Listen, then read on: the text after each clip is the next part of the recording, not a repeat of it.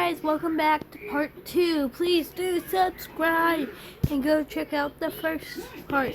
And no, this is not made for kids. It is film theory, so let's get it started. But what about the teeth? That is weird, right? Yeah, it is, but it's also been a recurring bit throughout the whole series. I mean, there was that time where the subtitles incorrectly told us that all animals have teeth. Teeth are present in a lot of the frame-perfect glitch imagery, and at the end of one of the videos, we see this clip. Here you are. Try one.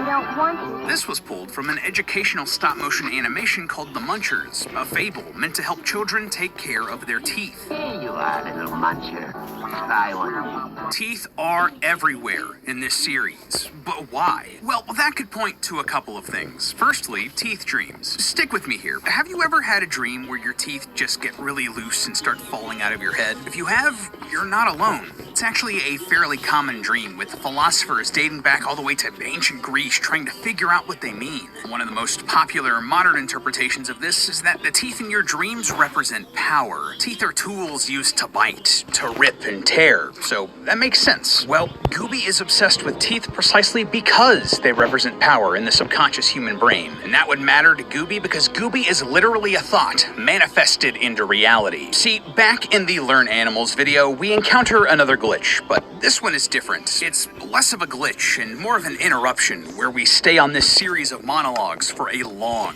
time. They talk about how the narrator's mind has been consumed by thoughts of him, how this narrator imagined his antics, how his name conjured up laughter, joy, innocence, and wonder, how he was an Okay, change plans. Gonna join my sibling. So.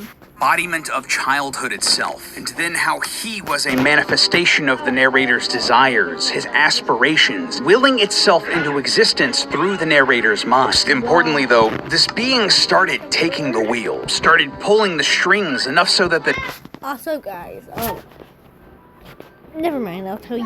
narrator couldn't even remember a time when this being wasn't a part of them. And by the end of it, the narrator was just a vessel for this being to will itself into existence. Not gonna lie, that's really cool. And this idea reminded me a lot of something known as a tulpa, or thoughtful. Mostly why I asked you, sibling.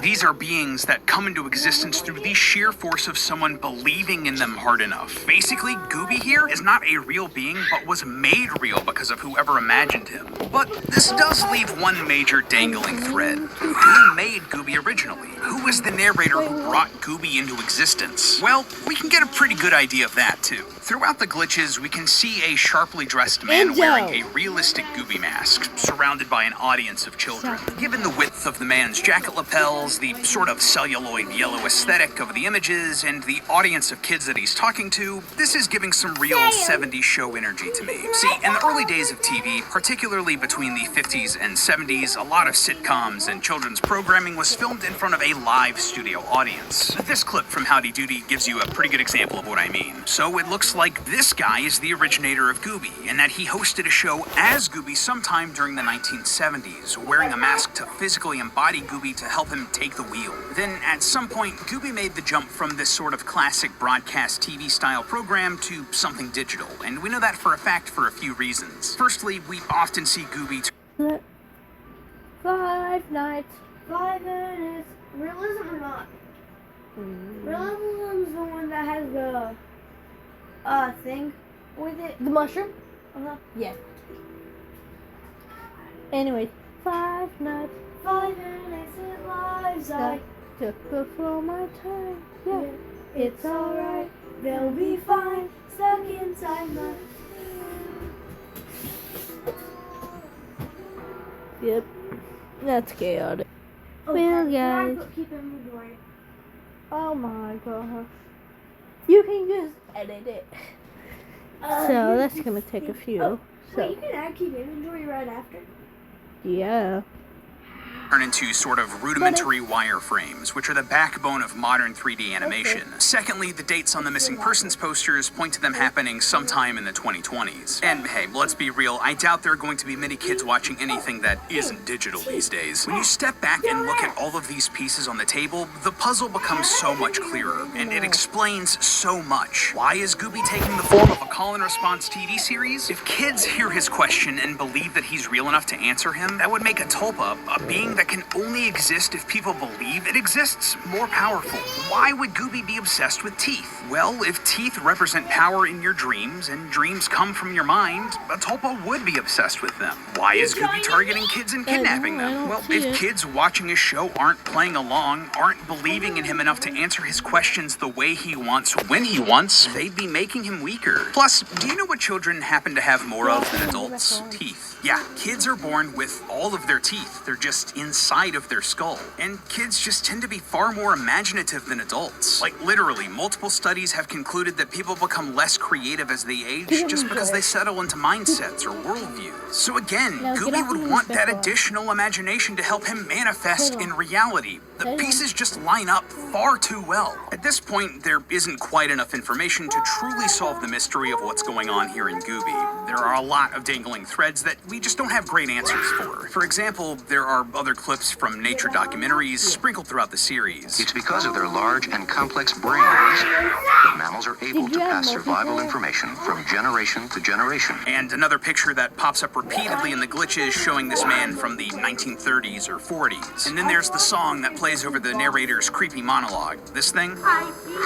my eyes, I am too wise, my manners are too bold. What girl? This is a real song titled Any Little Girl That's a Nice Little Girl Is the Right Little Girl for Me from the 1910s. How does any of that fit with the idea of teeth or connect with the different eras of entertainment that Gooby's bridging? And what does any of it have to do with the concept of a Tulpa? Those are all mysteries for another day, my friends. Or who knows, maybe Gooby was made by a dentist who would Okay, so there was a bit of an except. just really into retro music. Either way, I for one can't wait to take a bite out of the next part of Gooby's story. But hey, that's just a theory. A film theory. And cut! If you want another theory about a cool analog horror series with an incredible aesthetic, go check out our video all about Boisvert. It's such a great personal story. We should really go and check in on that series again sometime, shouldn't we? Or if you want another theory about a kid trapped in a computer, check out our theory all about the demonically possessed Dora the Explorer. Yeah, I'm not making that up. Either way, I'll see you all next week. No, I don't have a sword.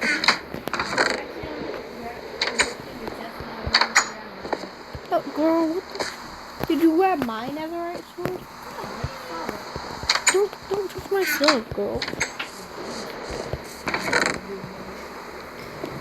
Did you say netherite sword? Yeah. Then where is it at? There's like a new netherite sword. Oh, that looks like netherite. Stupid. I glanced at it, Naomi, and I was like, oh, it's not mine.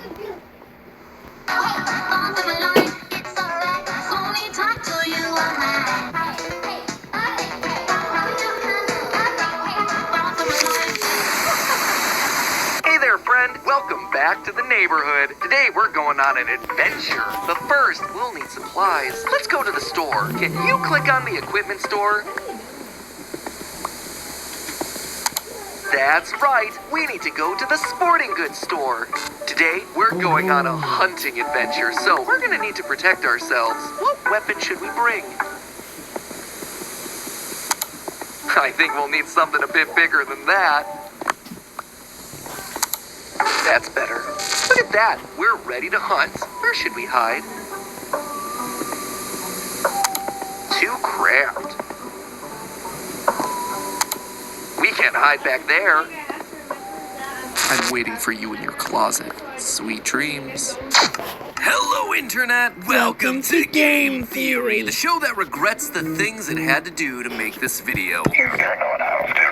Tell me the lore and I won't. I love you. Oh no! Give me another chance. No! Please do not forget me. I'll never forget you, Blab. But Your sacrifice shall not be in vain, because today we're gonna figure out what's going on with the internet's own version of Dora the Explorer, Amanda the Adventurer. You might remember last year when we theorized about this little game. It was developed as part of a game jam, and as a result was simple in its approach. You put different VHS tapes into VCRs, all acronyms that I'm sure you Zoomers understand. And we answered questions posed by the lead character, Amanda. By feeding her the wrong answers, Amanda would get angrier and more chaotic, eventually losing control and becoming a monster. The internet fell in love with this thing, and since then, it has gone through a major glow-up. Gone is the tiny living room, gone is being stuck staring at a TV screen, and gone are all the demonic drawings on the wall.